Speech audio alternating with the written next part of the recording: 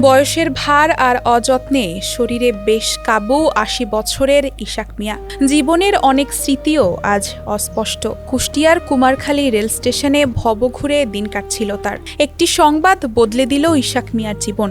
সামনে আসে চাপা পড়া অভিমানের এক করুণ গল্প।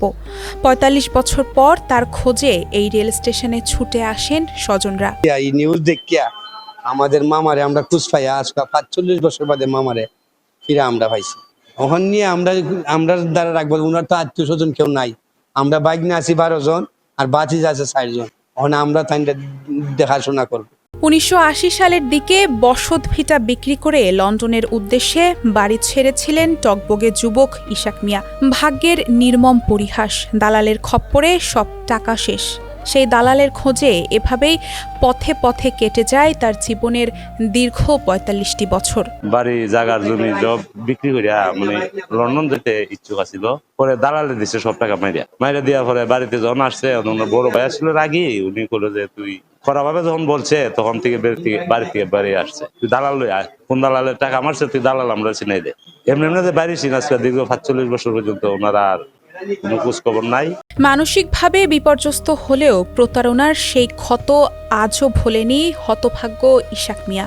পাগলের মতো বসে দালালের টাকা দিয়া বিদেশ যাওয়া লাগে।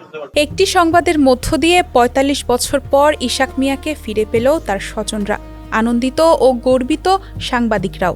গণমাধ্যমকে মানুষ যখন ধুয়ে দেয় তখন মনে হয় যে একেবারে হুইল পাউডার দিয়ে ধুয়ে যাচ্ছে, কিন্তু যে গণমাধ্যমের কল্যাণে এই যে ৪৫ বছর পরে একটা মানুষকে ফিরে পেল, এই কাজটি কমপক্ষে গণমাধ্যমের কল্যাণ হয়েছে। আমি এটা গর্বিত। গণমাধ্যম কেন রাষ্ট্রের চতুর্থ স্তম্ভ সেটা আমি আজকে মর্মে উপলব্ধি করছি। আলোচিত এমন ঘটনার খবর পেয়ে ছুটে আসেন স্থানীয় প্রশাসনের কর্তা ব্যক্তিরাও।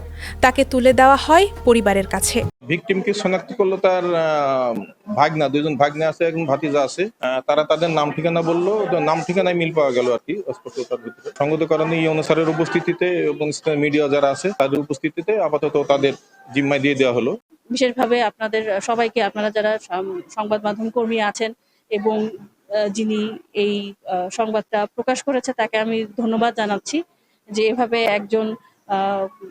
একজন ব্যক্তিকে যে প্রায় ৪৫ বছর নিখোঁজ ছিল তার পরিবারের কাছ থেকে তাকে ফিরিয়ে দেওয়া হচ্ছে। এটার জন্য আসলে আমি আমাদের পুরো কুমারখালী বা যেই সাংবাদিকরা আছে সবাইকে আমি ধন্যবাদ জানাচ্ছি।